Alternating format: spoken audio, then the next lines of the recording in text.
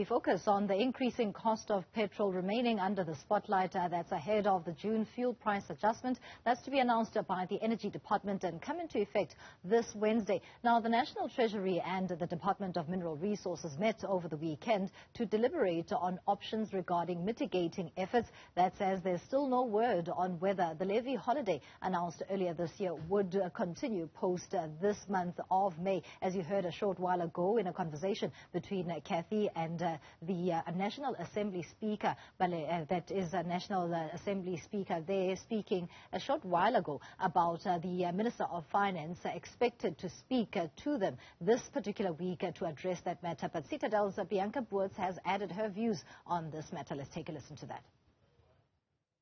So I think there's a lot of pressure on South African consumers looking at food inflation as well as rising transport costs on the back of fuel prices. And while we are at the mercy of global trends with factors such as the depreciation in the rand as well as a rise in oil prices really impacting on our local fuel prices, a large portion of local fuel prices are also made up from taxes and levies. And I think the first step will be for government to actually look at how they can potentially mitigate some of those taxes and levies that the South African consumer are currently paying on fuel prices.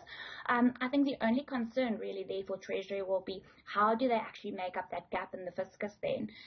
So they will actually have to go and look for that lack of revenue somewhere else, and in the fullness of time, the South African consumer will actually pick up that bill once again. But I think for the time being, that will really be the easiest and quickest way for them to make a dent in fuel prices. And then when we start looking at regulations, they can start looking at how can we fix the fuel price. But once again, if our inputs are determined by currency as well as by oil price fluctuations, someone's going to have to kind of foot the bill.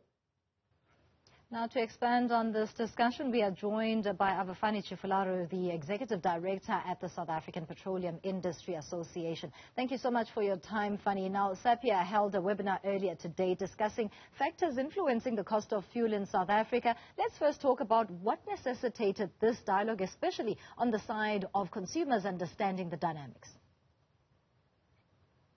It is precisely because of the conversation that has been taking place, within the context of South Africa. I think since the beginning of the year, people have been talking about rising fuel prices.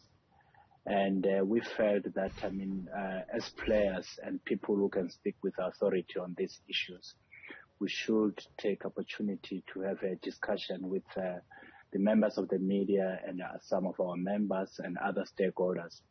And with the hope that, this will be ongoing, sort of exchange of ideas where we get opportunity to really share the developments around, the oil price markets. Now, what emerged from this engagement, especially on the side of solutions? So it was not geared towards really finding a solution. It was more about explaining what the previous speaker was just talking about. What really are the components or building blocks of fuel price. And if you look at it, you will see the biggest chunk. It would be external factors. This would be a dollar-denominated factors, and then you will have also the internal factors. Because of the rise in fuel prices, you will see that the internal factors, which is mainly taxes and then margins that are earned by the oil companies and retailers and those who transport fuels. It gets smaller as the prices are increasing, but as a norm, usually the external factors tend to be larger than the local factors. So it was really also, we had a very competent speaker who shared, the global view in terms of what is happening in terms of trading of both crude oil and products in the international market, and also look into what does the conflict in Ukraine, mean in terms of from a global supply and demand. And the Chinese government is starting to open up. What does that mean as far as the demand of petroleum products in the international oil market? Now, funny, given that much of the dynamics when it comes to the domestic fuel price, we are at the mercy of global developments.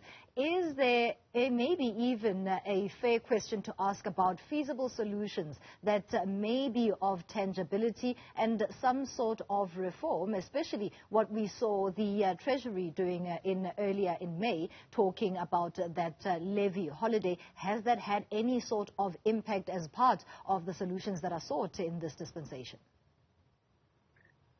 Definitely for the past 2 months, April and May, I mean, the 1 Rand 50 has made a significant contribution towards like lessening the burden on the users of petroleum products.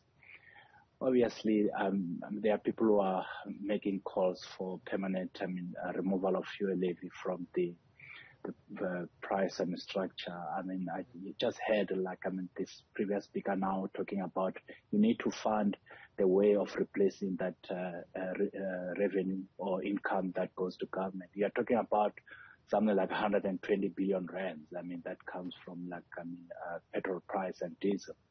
So if you were to take that away, I mean, it is going to cause a big dent on the government revenues. But having said that, it points to the direction of what are the material areas that we need to look at. And then we can ask ourselves question, do we even have control over those issues? Yes, as far as tax is concerned, I mean, we've got control, but it creates more and bigger problems for us as a country. The issues relating to the international, dollar price, those are the issues that are really we've got no say whatsoever. We're just price takers. As it happens, more and more of our products here, we are dependent on imports. So it is a very delicate situation that we need to look at it. Maybe our emphasis should be how could we be efficient in using petroleum products in our daily use?